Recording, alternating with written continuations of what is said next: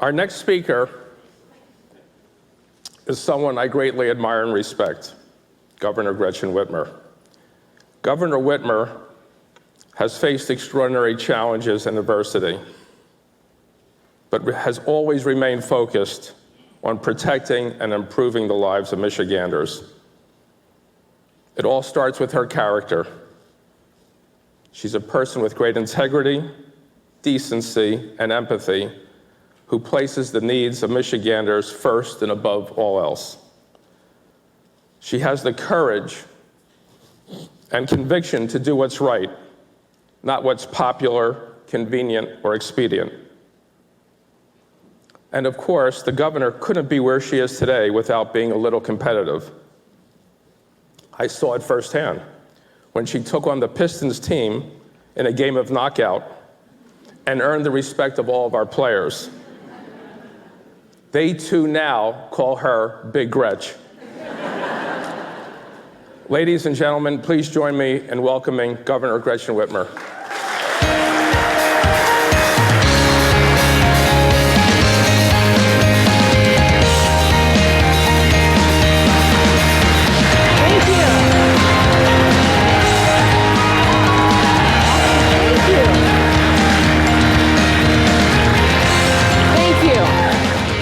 Concede much of my time for more standing ovations for Arn Tellem.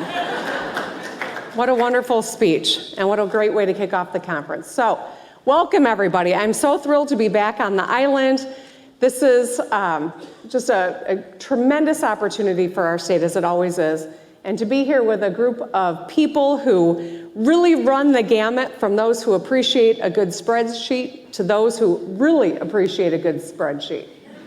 All right, for those of you who don't love spreadsheets, thank you for laughing. It was a joke. If it's your first time here, our big three are testing some of their new zero-emission carriages up here, so watch your step. And if you're coming back, remember, this is not Vegas. What happens on Mackinac will be reported in Cranes next week. There's a lot to see and do, and we've got keynotes from cabinet secretaries, academic experts, private sector leaders, basically fun for the whole family. And in all seriousness, though, this event is really a great event every single year. I want to thank the Detroit Regional Chamber for their hard work to make it happen.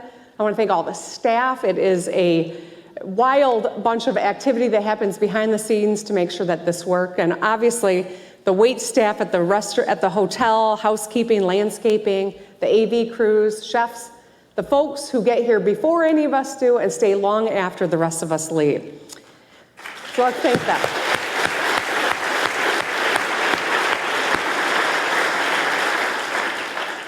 This year's theme is business communities changing civic role in polarizing times, building a culture of empathy, advocating for the fundamental tenets of American democracy. And I think it's prescient and will lead to some powerful conversations this week that will carry on long after we all leave the island. And I look forward to lending my own perspective during my keynote tomorrow. This conference comes at a time that is really an exciting moment for our state. We all certainly have been through a lot over the last couple of years, but tough times call for tough people.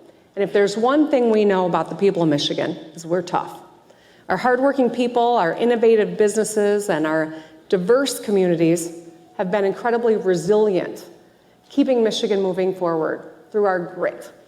And now, as I said during my State of the State address, our economy is strong and it's getting stronger every day.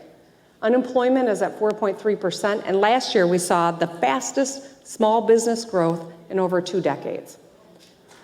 Yeah, great. However, we still face significant challenges, as every state does. Right now, costs are simply too high for working families. The causes are macroeconomic and multifaceted, from supply chain shortages and the horrific invasion of Ukraine by Russia. But our goal must be the same: put more money in people's pockets so they can thrive. It's building a Michigan where working families can build good lives here and give their kids a great future. And that means investing in workforce programs like Going Pro and the Michigan Reconnect, and apprenticeships so that we can get Michiganders tuition-free job training so they can land better paying jobs. And it means doing things that'll help people, like repealing a retirement tax that can put $1,000 back in the pockets of 500,000 people, tripling the earned income tax credit, delivering a combined $3,000 refund to 730,000 families who have 1 million of our 2 million children in their households. It means building on our historic investments to offer free childcare to tens of thousands more families, helping parents go to work knowing that their kids are safe. And it means lowering prices of prescription drugs, investing our budget surplus in programs like tutoring to get our kids back on track, and making historic investments in infrastructure. It means common sense proposals that will make a real immediate impact. In the budget I laid out for the coming fiscal year, I have proposed several investments, including the ones I just mentioned, to lower costs of the kitchen table essentials that matter most to Michigan families. And in the weeks and months ahead, I look forward to working side by side with the legislature to get it done. But we're also on the island to make some exciting announcements and to celebrate some shared successes. Since I took office, Michigan's added 21,600 auto jobs, building on our manufacturing roots and ushering the future of mobility. This week, we will have more announcements to share from organizations choosing to invest in Michigan because of our unique strengths. And since the last policy conference, we've all been focused on growing our economy. And no one has led the way more than the good folks at the Michigan Economic Development Corporation, the one and only MEDC. Since the last policy conference, which was not even a year ago, we have worked together to announce 13,775 jobs and $12.7 billion in new investment in Michigan. That's a blockbuster year.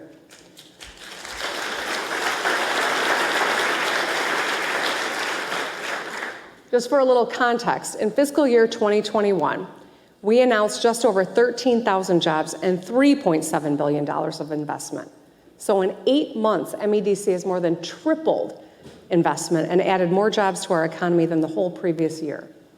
So I was proud to work across the aisle last December to sign historic economic development legislation that armed the MEDC with the tools we need to compete for each and every dollar and each and every job in Michigan.